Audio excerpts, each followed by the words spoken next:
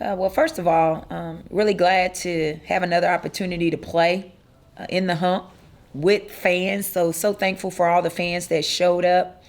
As far as the play, just want to compliment New Orleans. They're a team that, they're small, but they're very, very scrappy. Obviously, our size, was played a big factor. But they're a team that just they're never going to die down and back down. They're going to play their style of basketball.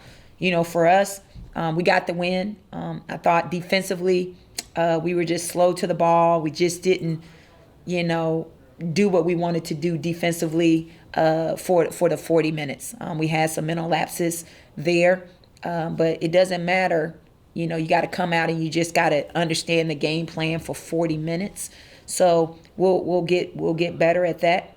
Some positives that I take away: we shot 62%, and for them being so small, we really scored a lot in the paint, which was a big emphasis for us. So I thought we really dominated the paint, which we needed to, and hopefully it gave Jess, Yamaya, some confidence, especially as we continue to, play games. We want to establish ourselves on the inside. We held them to 9 points in the fourth quarter.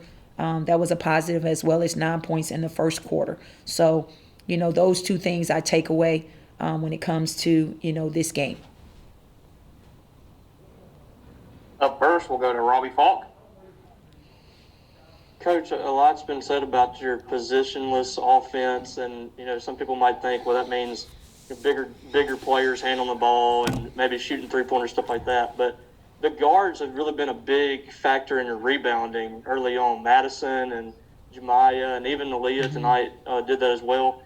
What's the mentality of that group, you think, in getting to the paint and getting those rebounds and getting putbacks? Well, I think, our post players have their own problems with bigs, across the country, and bigs that we're going to play. So we're challenging our guards to get in there and get rebounds. And the one thing that I've told our kids is whoever gets the rebound is the one that pushes the ball, and they're the ones that usually score, especially if we're shooting the ball well on the outside from three. So I think they've kind of bought into that, getting the rebound and becoming a pusher. So I like that. But we want our kids to be people to balls. When you have speed and quickness, that's your advantage. Go get the rebound. You may not always box out, but you do have the ability to go pursue the basketball. So pursuing the ball is really big for us. Up next, we'll go to Ben Portnoy. Nikki, obviously just filled it up tonight, and you mentioned having a size advantage against this team, and you talked about it the other day too. But do you see your team come out and really execute that game plan throughout the night? I mean, what does that tell you about this team and this group, and what you can kind of get from these bigs, even though tonight maybe they have a little more size advantage than most nights in the SEC? Well, I thought tonight was really good to see us execute that from an offensive standpoint. It was really good. Our emphasis was get it inside. We knew that they were going to play a lot of zone against us, and we knew we had the size advantage. And I thought we took care of the ball for the most part. Had 11 turnovers, but I thought we were trying some stuff and getting them the ball. So I'll take that.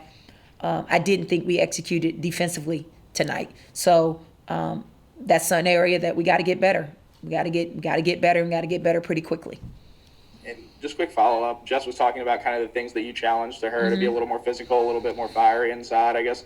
How have you seen her kind of take to that, and how has she kind of adjusted to maybe that role and being a little more, whatever it is, vocal, physical, whatever it is? Well, Jess has to be power and finesse for us. And, last year she got a lot of shots off dumps. Now we're feeding her the ball. So now she's got to make post moves and stop fading away from the basket. I don't want her to have to think so much. I want her to play, and I want it to be natural for her. So just teaching her basic drop steps, how to get 2 feet in the paint and just elevate, those are things we need for her to do so that she can draw fouls, because we know she has the finesse game. So power and finesse is something that we need for her to do. She's got to dominate on both sides. And then defensively, she's got to be big. She's got to get every rebound.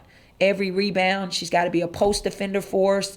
But she's got to carry a lot of weight for us. But I'm glad that she's on our team because I know she's capable of doing it.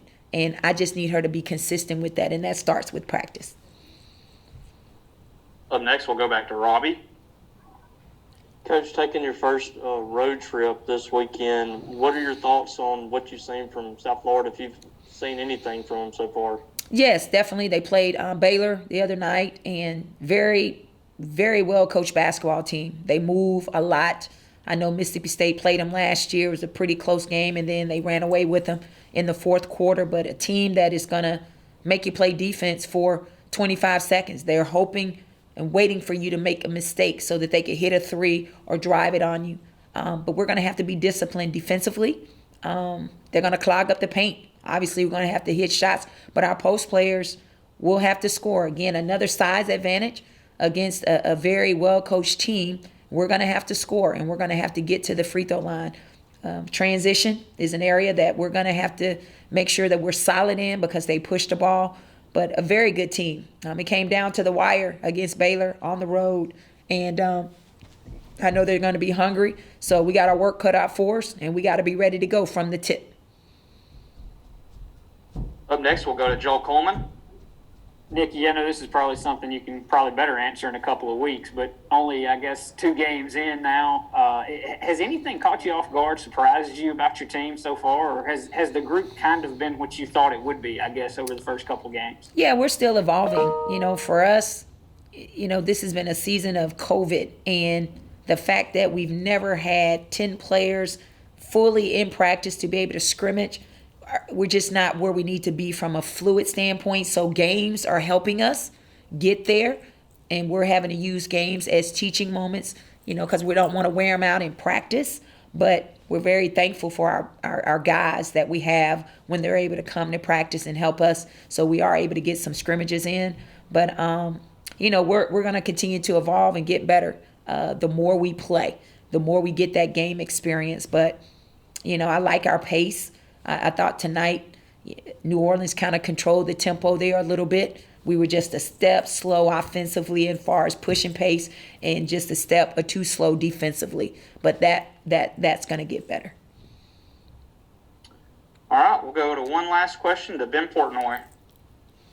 Nikki, I think we saw in the video post game after your first win, Maya was talking about how you kind of coach them like a parent, and what kind of being a mentor and a leader for those girls. What is that like for you, and what does that kind of mean to you to be able to be a role model for your team and your girls and being a parent as well? Well, I think for me, I've walked in their shoes, and I'm really big on relationships. I think when you have relationships with players and they truly know that you care about them as people, it allows you to coach them a certain way, and it's not personal.